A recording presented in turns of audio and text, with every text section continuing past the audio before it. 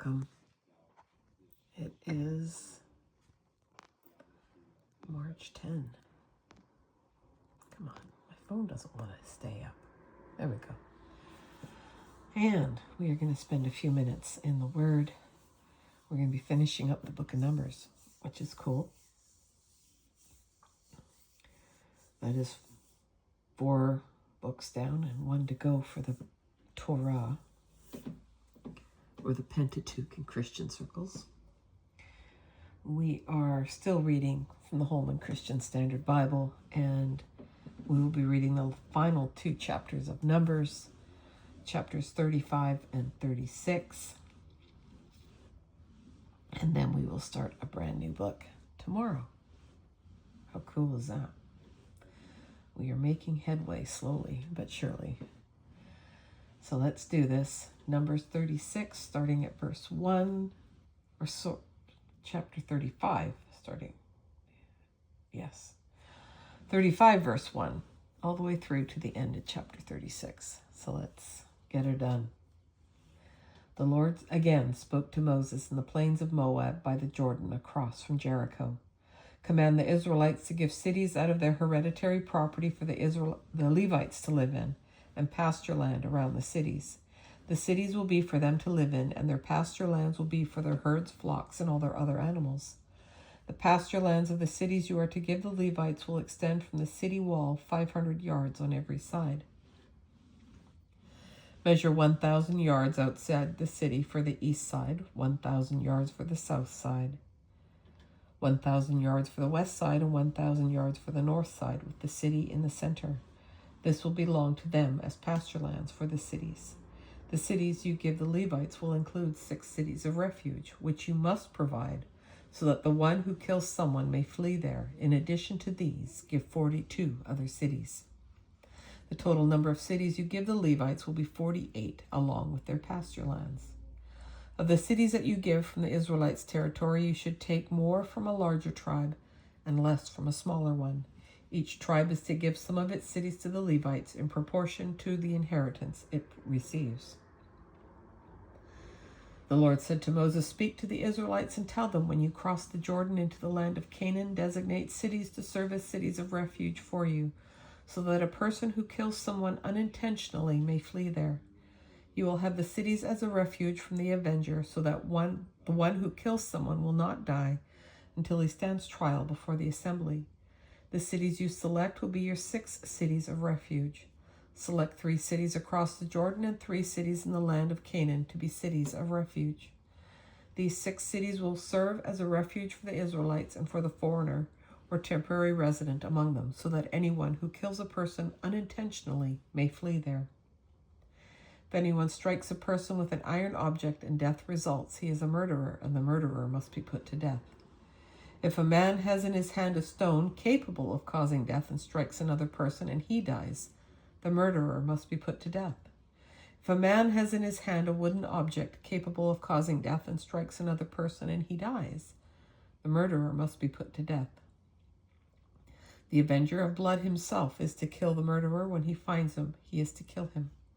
Likewise, if anyone in hatred pushes a person or throws an object at him with malicious intent, and he dies, or if in hostility he strikes him with his hand and he dies, the one who struck him must be put to death. He is a murderer. The avenger of blood is to kill the murderer when he finds him.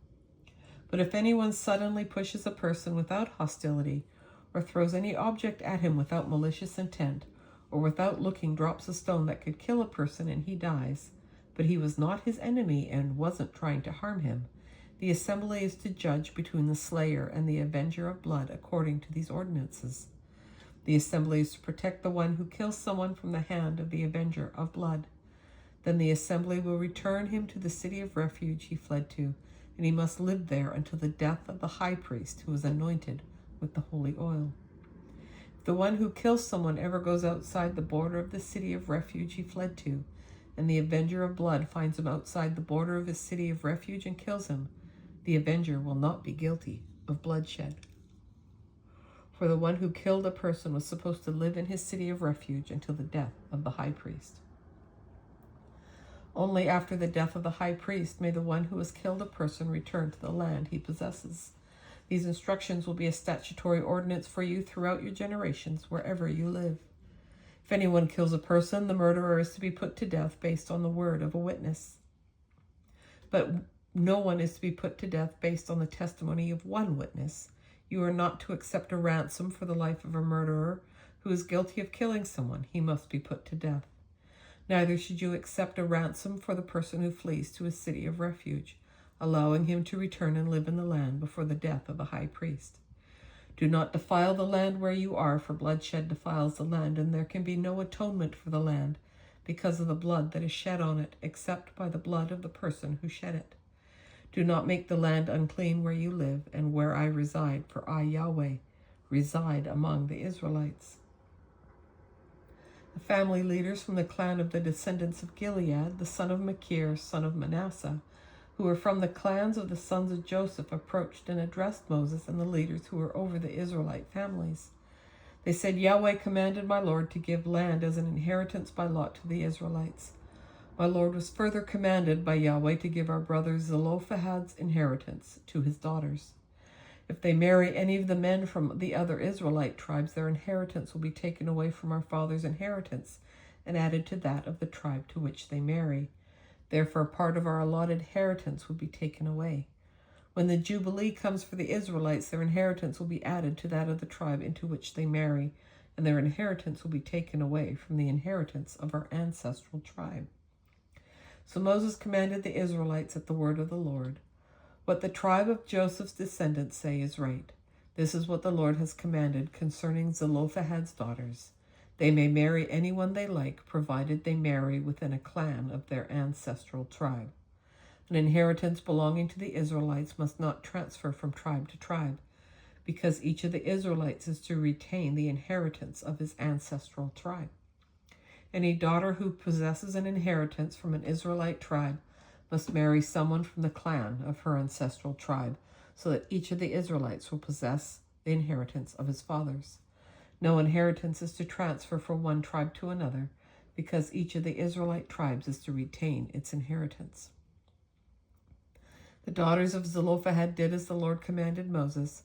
Mahlah, Tirzah, Hoglah, Milcah, and Noah.